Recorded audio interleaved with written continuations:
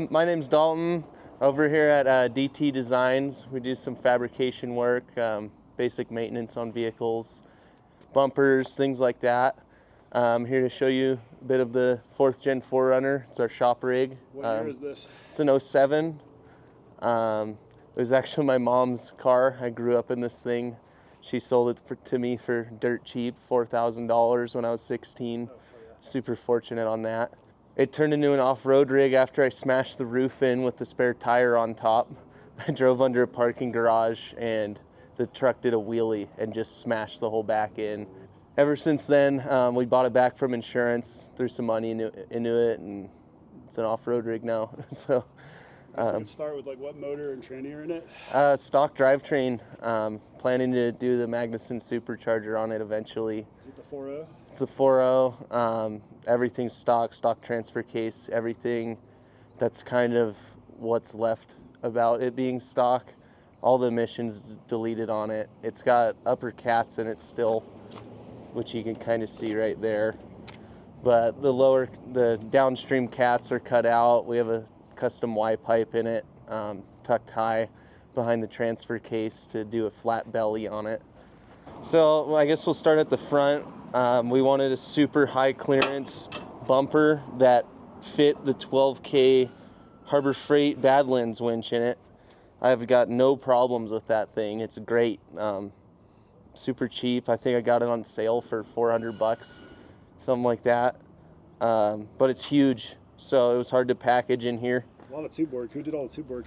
Taryn and I, right over there, all in our little shop right here. What bender did you use? We got the JD squared manual bender. Everything's manual bent. Everything's manually rolled.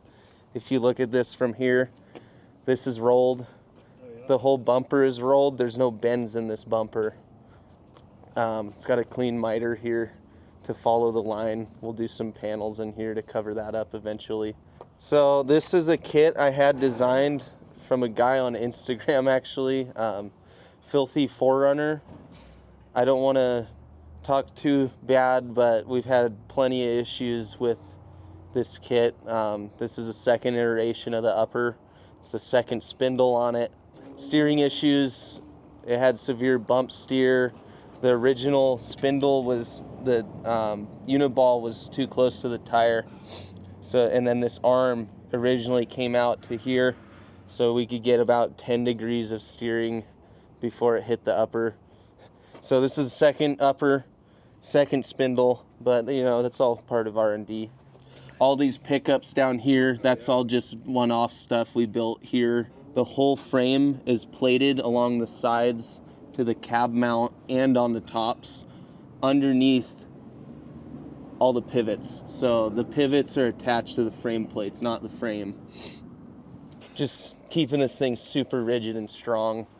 Everything's tied together. Back up in here, these tubes land down, and then there's an X between the condenser and the radiator, which is under here. Then we got the cross member to keep that all rigid from the shocks pushing together.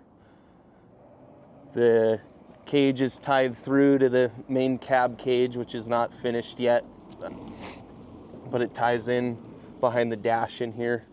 Keeps the whole car rigid front to back. It's got an ARB front locker, 529 gears on 37-inch Maxxis razors. The MTs, I got no complaints about these. These do great. They don't chunk. And they wear decent for the most part. You know, you can't ask too much on these trucks when... Do you have custom CB shafts or are those stock? Those are, who was that? Who made the axle? Yeah.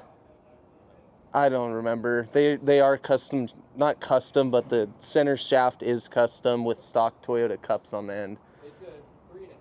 It's a 3.5-inch kit, so. So it's lengthened 3.5? Yeah. Oh, wow, okay. Wider per side. Oh, wow. It's stretched 2 inches forward. There's no anti-dive in it anymore. So the suspension cycle is straight up and down instead of back, which some say it's needed. I mean, trophy trucks have 5-6 degrees. This has like 4. got some cool trailing arms in here. Yeah. What are those, rough stuff, or what are those? That is rough stuff. Yeah, I bought those on Facebook, sandblasted, and then we just I welded this anti-wobble joint from TMR Customs to keep from not rotating too much. They get hammered. I mean, they hit on everything, so. What coilovers and shocks are in the rear? These are all locked off road shocks. I bought them initially when it was a really small business, and it was more of a personal feeling when you talk to the guy, and then they got sold out, and they're not on the same level as Fox or King, but they work for now. Those the air bumps also? Yep, all 4 corners. These are 4-inch that were shortened to 2-inch. We should have just got 2-inch, but. Dude, that rear track bar is cool.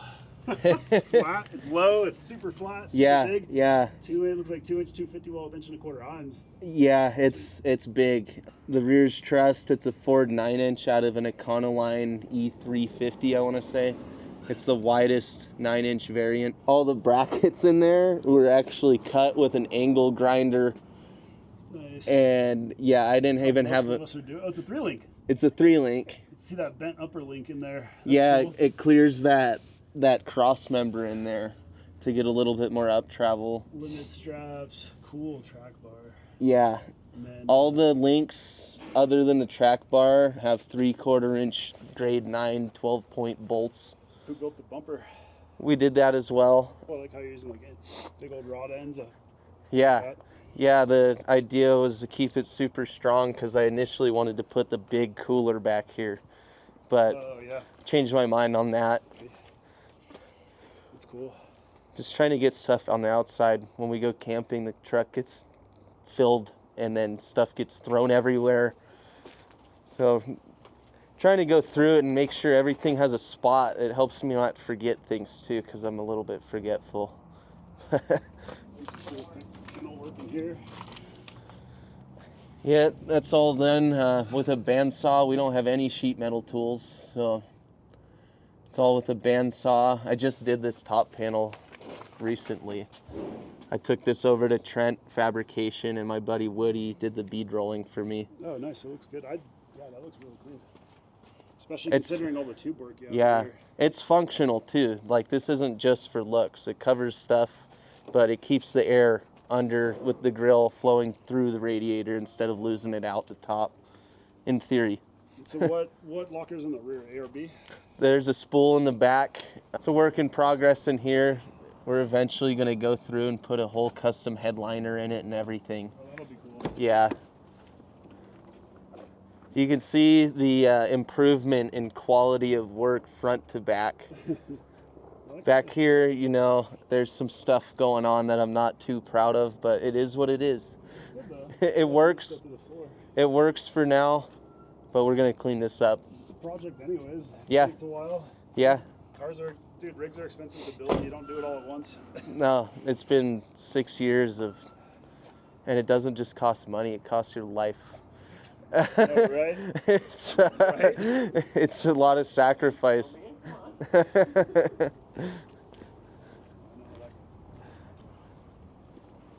But yeah, I mean, this cross member, we try to put design into things and sometimes spend way too much time doing that. But this is the 3rd cross member that went in there until we were happy with the way it looked and is functional, you know.